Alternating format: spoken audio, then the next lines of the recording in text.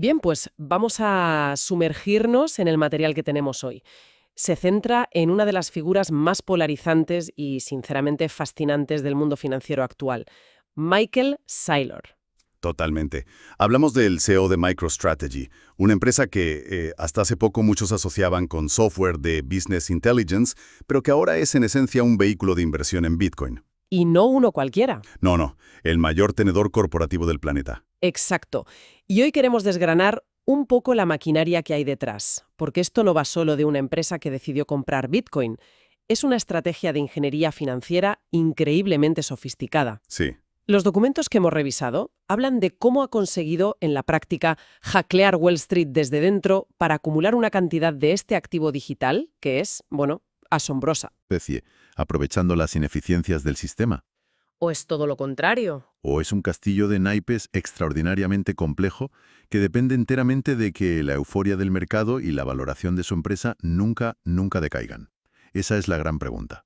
Para empezar a entender la estrategia, creo que es fundamental entender al estratega. Los artículos insisten mucho en que Saylor no es el típico CEO tecnológico de Silicon Valley. Su formación es diferente. Muy diferente y absolutamente clave para entender su mentalidad. Estudió ingeniería aeroespacial en el MIT Ahí es nada. y su especialidad no era una cualquiera, era el diseño de naves espaciales. Piensa en lo que eso implica. Construir sistemas complejos, robustos, diseñados para operar en entornos hostiles y con un margen de error, pues, cero. Es una mentalidad de sistemas, de antifragilidad. Pero lo que me parece aún más revelador es que, según las fuentes, al mismo tiempo cursaba otro grado. Sí, uno centrado en crear modelos informáticos para predecir el futuro, específicamente la dinámica de la adopción de nuevas tecnologías. O sea que tienes a una persona que desde muy joven está obsesionada con dos cosas. Exacto, construir sistemas que no fallen y predecir la próxima gran ola tecnológica.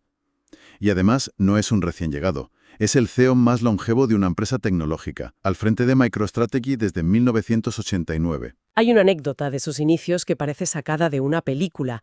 Tenía 23 años, estaba haciendo unas prácticas en DuPont y al parecer realizó un estudio de mercado tan brillante. Tan brillante que la empresa entró en pánico. Sí, cuando se enteraron de que planeaba irse a hacer un doctorado a Harvard. Exacto. Y para retenerle, le hicieron una oferta increíble. Le preguntaron qué necesitaría para no irse y montar su propia compañía con el respaldo de DuPont. ¿Y su respuesta fue? De una audacia total.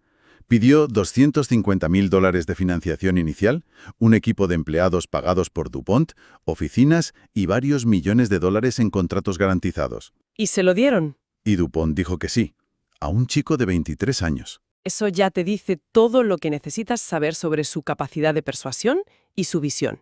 Y esa visión la demostró de nuevo mucho más tarde, en 2012, con su libro The Mobile Wave. Un libro que, visto en retrospectiva, es asombrosamente profético.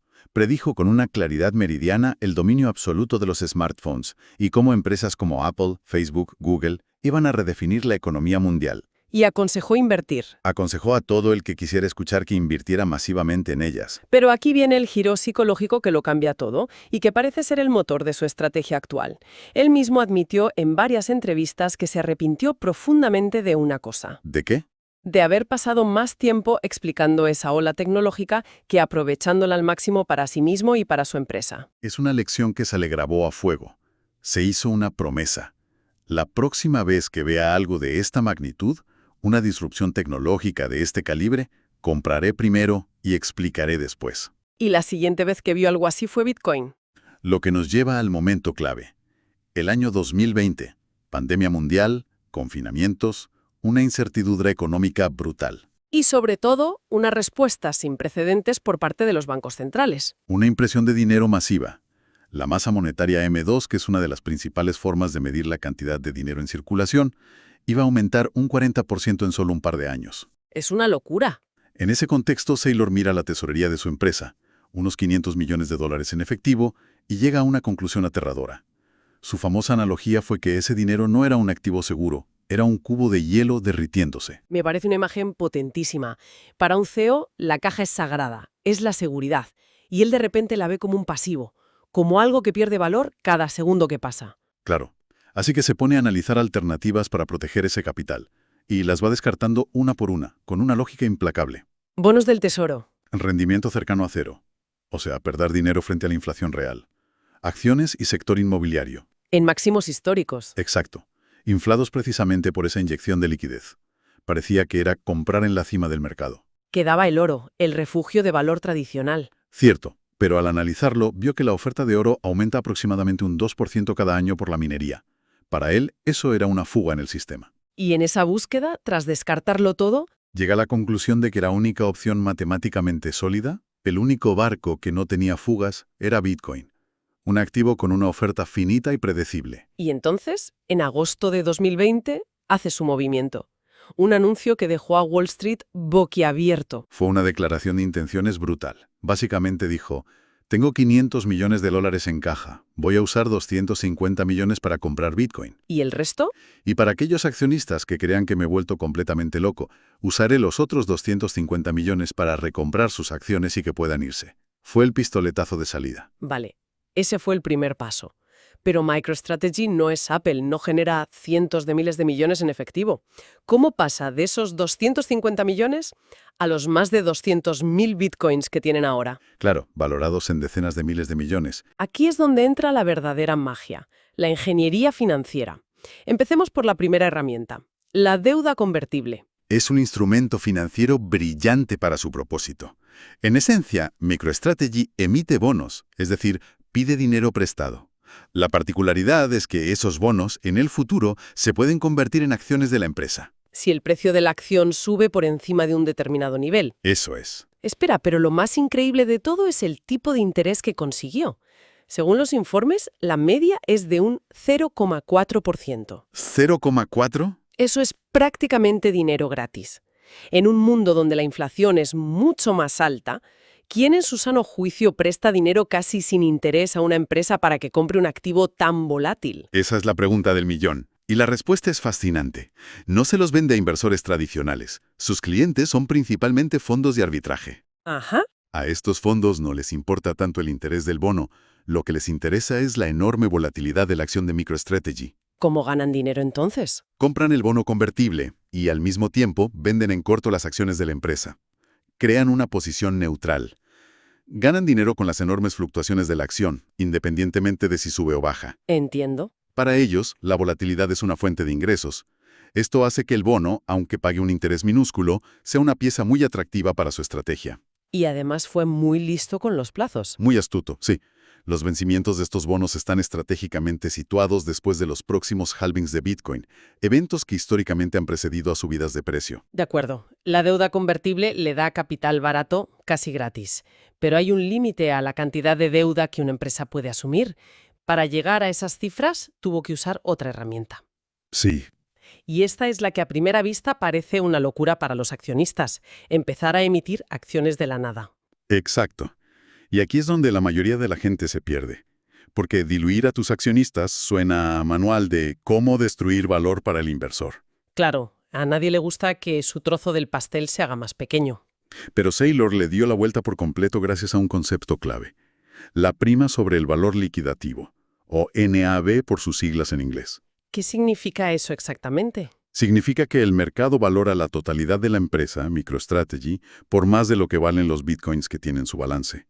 Por poner un ejemplo sencillo. Venga. Imaginemos que por cada euro de Bitcoin que tiene MicroStrategy, su acción en el mercado vale 1,60 €.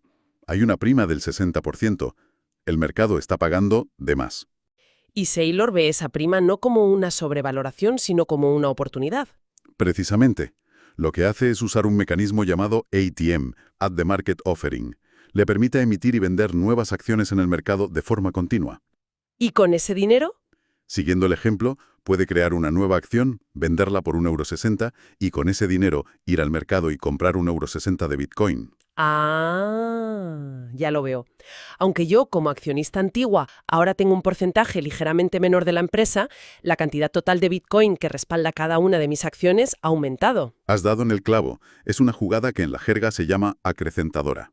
Es contraintuitivo, pero funciona. Es contraintuitivo, pero matemáticamente sólido. Siempre que exista esa prima, aumenta el valor subyacente para el accionista que decide quedarse. El mercado, al pagar esa prima, está básicamente haciendo una apuesta. Confían en su habilidad, ¿no? Confían en que la habilidad de Saylor para adquirir Bitcoin de forma tan eficiente compensará con creces el sobreprecio que están pagando hoy. Y la escala a la que lo ha hecho es increíble. Un plan para emitir 21.000 millones de dólares en acciones lo completó en solo 3 meses. Entiendo la matemática, pero eso depende de una premisa muy peligrosa, ¿no? Depende de que el mercado esté siempre dispuesto a pagar de más por las acciones. Totalmente. ¿Qué pasa el día que los inversores dicen, un momento, ¿por qué estoy pagando 1,60 por algo que vale 1? Mejor compro Bitcoin directamente. Esa es la gran crítica y el riesgo fundamental de la estrategia. Todo el motor acrecentador se para si la prima desaparece o, peor aún, se convierte en un descuento. ¿Y qué dice la ESO? Su respuesta es que, en ese caso, simplemente invertiría la estrategia. ¿Cómo? Si sus acciones cotizaran con descuento, digamos que por cada euro de Bitcoin la acción valiera 80 céntimos, dejaría de emitir acciones. ¿Y en su lugar? En su lugar, emitiría deuda para recomprar sus propias acciones, que estarían baratas. Sería una forma de apalancamiento para aumentar la exposición a Bitcoin por acción para los que se queden.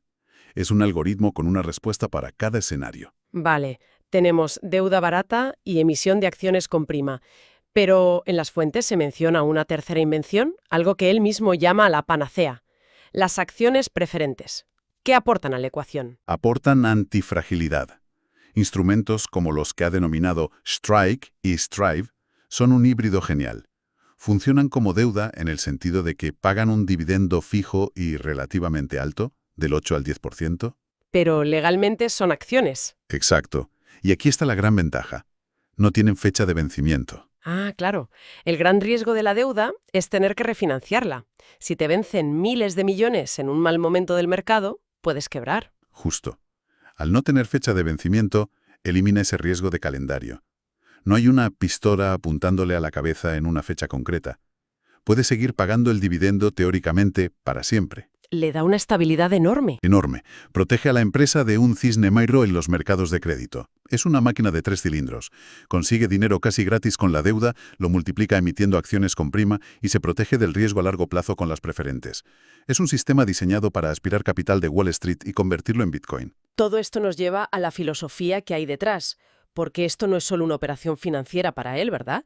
Los artículos lo pintan como algo casi ideológico. Completamente. Él enmarca toda su estrategia en una idea muy potente y casi poética. El dinero es energía. Es la manifestación monetaria de nuestro tiempo y nuestro esfuerzo. Cuando trabajas, almacenas tu energía vital en forma de dinero. Exacto. Y el sistema fiduciario actual con la inflación constante es un sistema que derrite esa energía.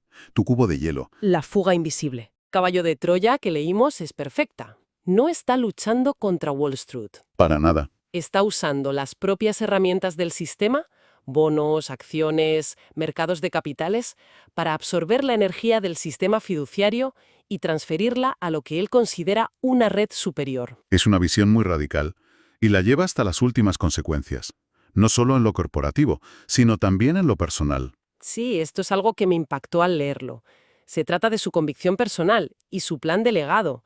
Las fuentes afirman que sus miles de millones de dólares en Bitcoin personales no serán heredados. No de la forma tradicional.